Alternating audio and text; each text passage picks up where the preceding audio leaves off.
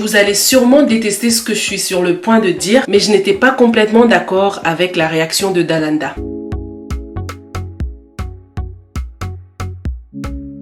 What's up beautiful people? Bienvenue dans le tout premier podcast de la chaîne Iri TV. Pour les plus timides, pour ceux qui aimeraient envoyer leur réaction mais qui n'osent pas, vous avez maintenant la possibilité de m'envoyer vos audios par WhatsApp. J'ai d'ailleurs reçu des audios hyper intéressants que je souhaitais vraiment partager avec toi, donc on va écouter ensemble. Il y a aussi des vidéos réactions, donc on regarde ensemble et on en parle tout de suite.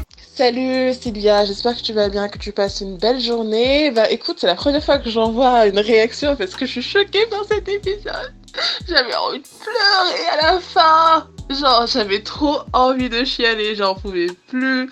Mais en fait, en gros, c'est Marem qui perd, quoi. Je trouve que c'est assez injuste d'une certaine façon parce que, en gros, quand on repart dans l'histoire, en fait, c'est elle qui a un peu plus sacrifié et c'est elle qui a perdu le plus finalement. Tout ça, c'est à cause d'un mec qui est tout simplement irresponsable, en fait. Donc, du coup, en fait, ça montre d'une certaine façon un côté très très moche de la société sénégalaise. Le quand dira-t-on est tellement important et tellement prégnant qu'on se refuse toujours à donner une deuxième chance aux gens, en fait, à accepter les gens dans leurs différences. C'est toujours qu'est-ce que mes relatives vont penser de ça, mais qu'en est-il de nous, au fait. Donc genre nous, ce qu'on peut ressentir, et je trouve que ça montre un aspect assez moche de nos sociétés qui a été au fait à la base de pas mal d'amour gâché, au fait, pas seulement de l'amour gâché, mais qui fait que quand, par exemple, ce qui montre que dans la société sénégalaise, le passé, on peut pas avoir un passé outrageous d'une certaine façon. Donc, on doit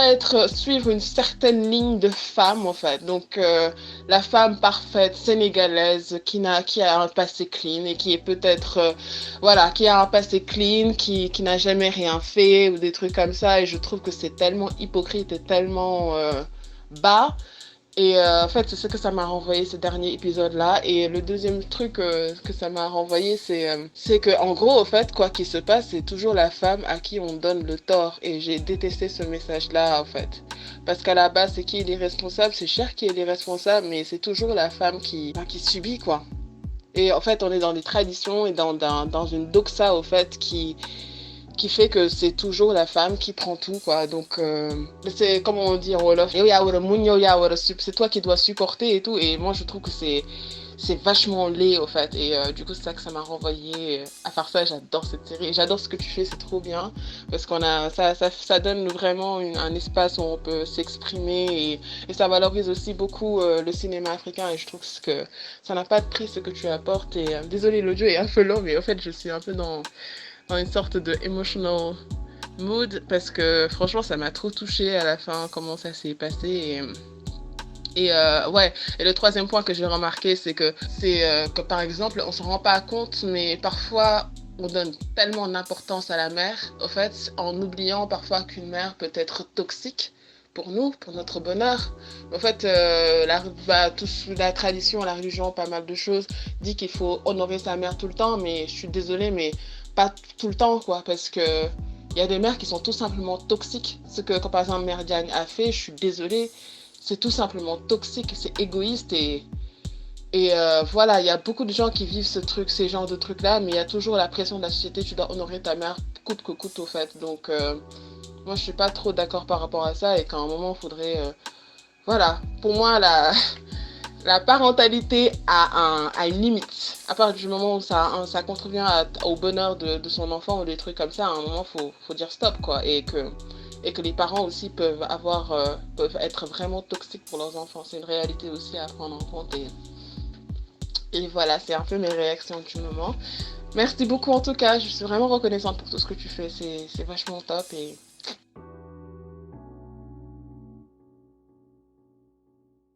Coucou Sylvia, en fait j'aimerais donner mon avis concernant les maîtresses d'un homme marié. Moi c'est Dado Gueye, donc je crois qu'Allah va pardonner à Mariam. Ça j'en suis sûre parce que j'ai vu la réaction de Nora, elle comprend bien son père, tu vois. Elle dit tous ses soucis à son père et non à sa maman. Donc je crois que c'est elle qui va essayer de convaincre sa maman d'accepter Mariam comme... Donc, concernant Birima, Du coup, on a vu dans l'épisode 10 que Birima connaissait Dalanda depuis des années. Donc, Birima sait très bien que c'est la femme de Michel Doy. Donc, il va se venger.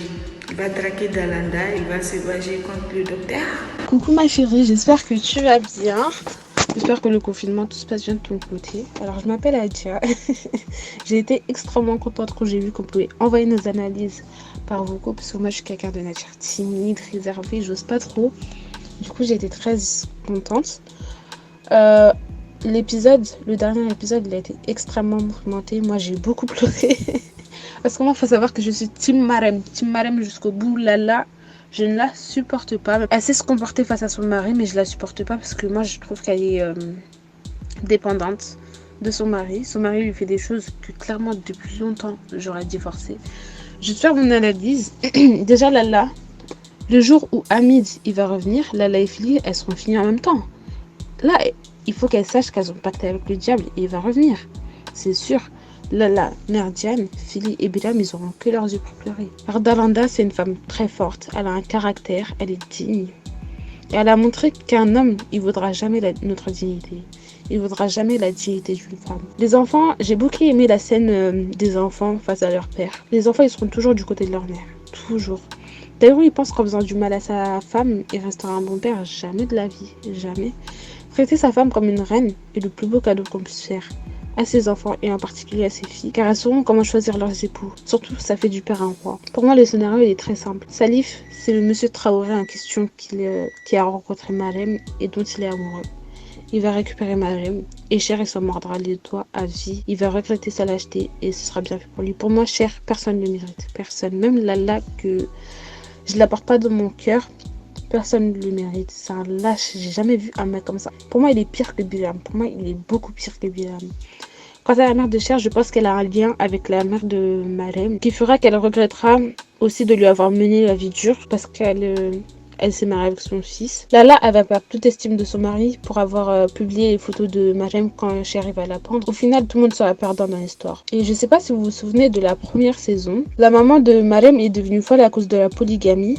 C'est pour cela que sa tante, elle n'était pas d'accord pour le mariage de Marème. La maman de Djalika s'est mariée avec le mari de sa meilleure amie. Pour cela qu'elle disait que ses erreurs, c'est sa fille qui était en train de les payer. Parce que Djalika, on voit qu'elle souffre beaucoup. Mais là, elle a rencontré le docteur. Elle se sent plus mieux, plus libre. Mais je trouve que Djalika, elle peut pas être une maîtresse. Djalika peut pas être une maîtresse. Je pense que sa rencontre avec le docteur, c'est une bonne rencontre d'un côté, mais d'un autre côté, c'est une mauvaise rencontre. Parce que déjà, le docteur, il est pas du tout sincère. Il lui avoue pas qu'il a une femme, des enfants. Donc pour moi, à partir d'une relation basée sur le mensonge, c'est fini en fait. Voilà quoi, une relation basée sur le mensonge, il n'y aura plus jamais de confiance. Ça va mal finir entre les deux, entre les trois même, parce qu'avec Dalanda, c'est une femme forte. Elle sait comment tenir son homme. La maman de Cher, elle n'aime pas les parents de Djalika à cause de ça. Par ricochet, Djalika elle-même. En conclusion, moi je pense que Marème et Djalika, elles ont le même père, je pense. Et la maman de Cher est en train de mener la vie dure à la fille de sa meilleure amie. Parce que je me rappelle qu'une fois, la maman de Cher disait que ce qui fait qu'elle déteste la maman de Djalika, c'est à cause de ce qu'elle avait fait à une certaine personne qui est son amie. Voilà. C'est un petit peu long, c'est un petit peu un bazar. Mais voilà, j'essaie de faire de mon mieux. J'espère que ça vous aura plu. À bientôt pour une nouvelle vidéo. Je suis trop pressée de voir tes nouvelles vidéos. J'aime trop tes vidéos, je t'aime trop. Tes analyses, elles sont vraiment pertinentes. Voilà, continue ce que tu fais et force à toi. Bisous, bisous.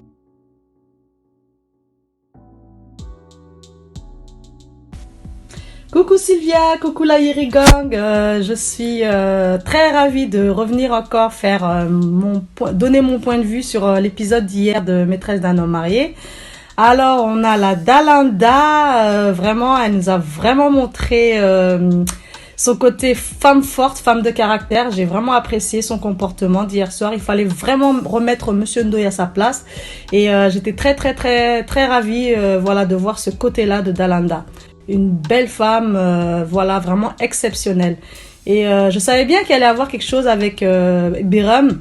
et que grâce à ça, avec leur groupe WhatsApp, bon, ils vont peut-être se mettre à deux, faire voilà, ils vont peut-être se rallier. Voilà, chacun récupère son partenaire. Pour Marème, je suis vraiment désolée, malgré que je suis team Marème personnellement, mais j'apprécie beaucoup et je respecte beaucoup le choix de Cher. Il a vraiment bien raisonné parce que une maman reste une maman après tout. C'est vrai, elle lui a fait du chantage affectif et tout, mais je respecte beaucoup son choix et je ne le juge pas. C'est vraiment dommage pour Marème, mais je sens que voilà, il y aura toujours un retournement de situation. Il me semble, j'espère, hein, parce que ce serait vraiment pas très logique. Et voilà. Et Biram, j'ai hâte de voir la revanche de Marème sur Biram, parce que son comportement d'hier soir, il m'a vraiment il m'a laissé sans voix en fait. J'espère bien que Biram et la belle maman vont un jour revenir vers Marème pour demander pardon. J'ai hâte de voir ça.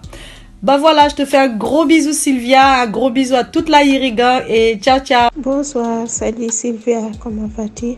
Moi c'est Nyang Aïssata depuis Algérie, mais je suis mauritanienne. En fait, j'aimerais parler de la série de Maîtresse d'un homme marié. La décision de Cher ne m'a pas beaucoup plu. Il fallait faire autrement. Il pouvait faire quelque chose d'autre, je ne sais pas. Il pouvait essayer de réconcilier Lala et Marème, quelque chose d'autre, mais pas le divorce quand même.